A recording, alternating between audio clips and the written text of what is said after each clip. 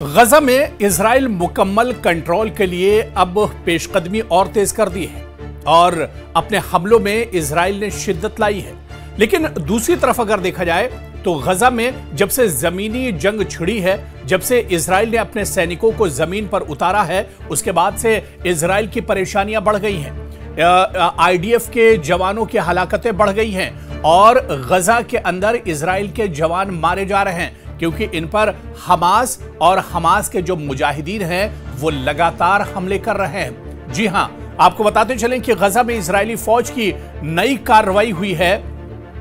और इस कार्रवाई में हमले और ज्यादा तेज इजराइल की तरफ से कर दिए गए हैं। और इस बीच आपको बताते चलें कि इजराइल का एक बड़ा अफसर मार गिराया गया है और इसके गहरे असरात एक तरह से हो सकते हैं। दरअसल गजा पट्टी में नया फौजी ऑपरेशन इजराइल ने शुरू किया है। यहां पर मुकम्मल गजा पर कंट्रोल हासिल करने के लिए यह ऑपरेशन चलाया गया है। आपको बताते चलें कि इसी महीने यानी सितंबर के वस्त में इजरायली फौज यानी आईडीएफ ने गजा सिटी के खिलाफ एक नया जमीनी और फजाई ऑपरेशन शुरू किया है। यह ऑपरेशन हमास के बाकी बच जाने वाले जंगजू और ग्रोहों को खत्म करने के मकसद से शुरू किया गया है। खास तौर पर इन इलाकों में जहां आईडीएफ के मुताबिक हमास दोबारा मुनज्जम होने की कोशिश कर रहा है, जहां हमास के लड़ाके अभी भी डटे हुए हैं, जहां पर इजराइल के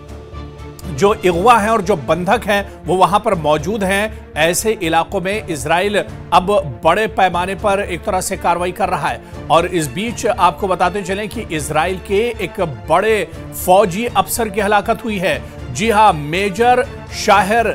नताइन बोज उगलू की मौत हुई है, जो मेजर कर्नल बताया जाता है इजराइल की फौज का। और इस ऑपरेशन के दौरान आपको बताते चलें कि 22 सितंबर को एक अहम हमला हुआ है और यह हमला हमास की तरफ से किया गया है। दरअसल जब से जमीनी लड़ाई शुरू हुई है, गौरिला जंग जब से शुरू हुई है, हमास ने इजराइल के पसीने छुड़ा दिए हैं। मेजर शाहिर नतानेल 27 साल इजरायली फौजी अफसर है और 7वें आर्म्ड ब्रिगेड की 77वीं बटालियन की कंपनी कमांडर भी है, जिसे गजा सिटी में एक झड़प के दौरान शदीद जख्मी किया गया था। और उसके बाद जब इसे इलाज के लिए अस्पताल में लाया गया तो डॉक्टरों ने इसे मुर्दा करार दे दिया, यानी इसकी मौत हो गई, इसकी हलाकत हो गई। और दूसरी तरफ आप देखिए कि इब्तिदाई तफ्तीश के मुताबिक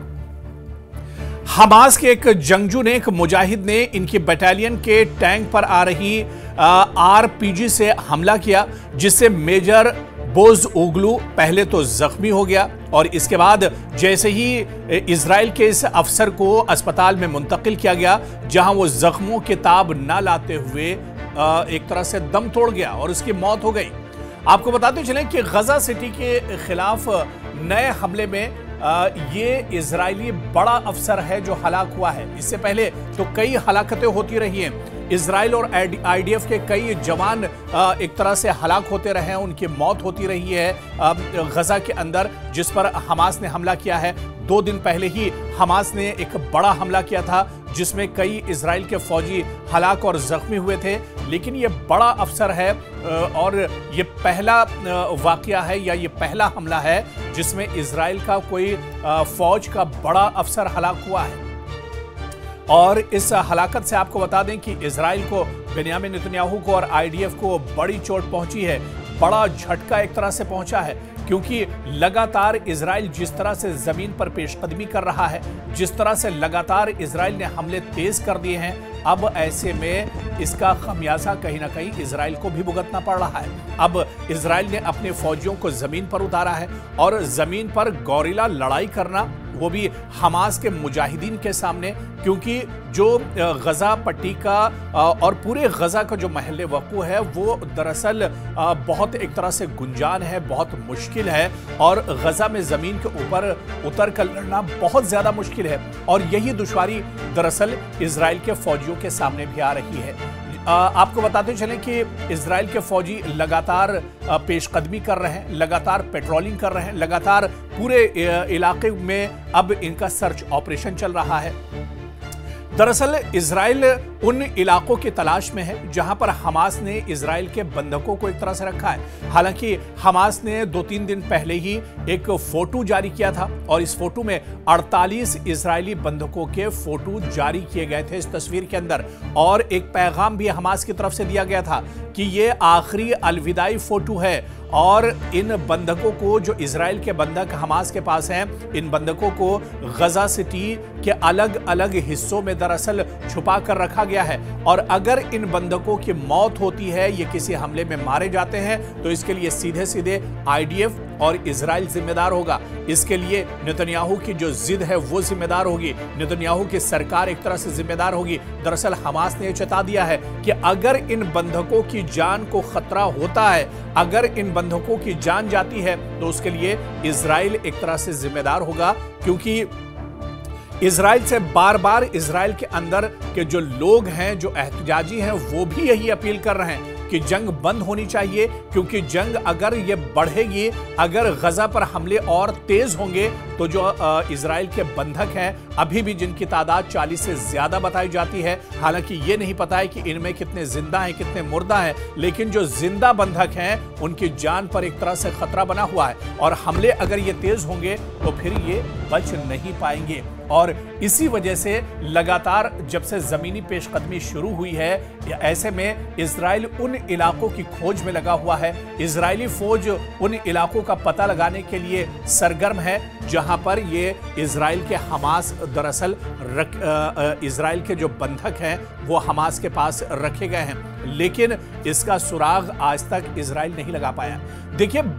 ये बहुत इंपॉर्टेंट हो जाता है क्योंकि इजराइल को दुनिया की बहुत बड़ी फौजी ताकत माना जाता है। लेटेस्ट हथियार इजराइल के पास हैं। ड्रोन से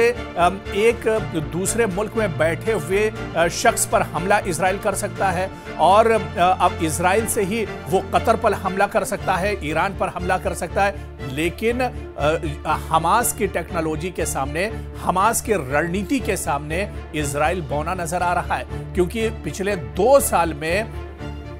इजराइल अपने बंधकों को पता नहीं लगा सका है। जब बीच में जंगबंदी हुई तब इजराइल के जो कैदी थे, जो बंधक थे, वो मुआहिदे के तहत छोड़े गए थे, लेकिन पूरी कोशिश इजराइल ने कर ली है, लेकिन इजराइल के बंधकों का कोई पता नहीं चल पाया है। और इसी वजह से जमीनी जब पेशकदमी हो रही है तो इसमें इजराइल को भी काफी जानी नुकसान उठाना पड़ रहा है। और जिस तरह से हालिया दिनों इजराइल का एक बड़ा अफसर हमास के हमले में मारा गया है, दरअसल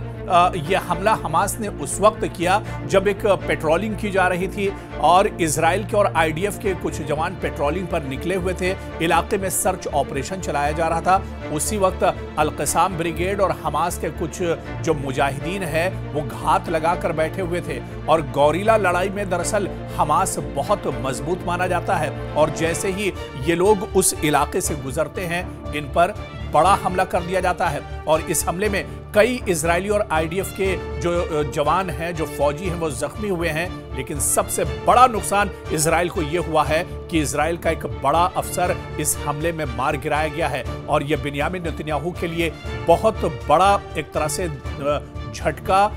माना जा रहा है। बिन्यामिन नेतन्याहू के लिए अब मुश्किलें एक तरह से गजा में काफी ज्यादा बढ़ी हुई हैं। ऐसे में आने वाले दिनों में क्या कुछ रणनीति इजराइल की गजा में होगी और क्या हथियार छोड़ेगा इजराइल और जंगबंदी की तरफ बढ़ेगा, क्योंकि लगातार अब गजा के अंदर इजराइल का जानी नुकसान बढ़ता जा रहा है।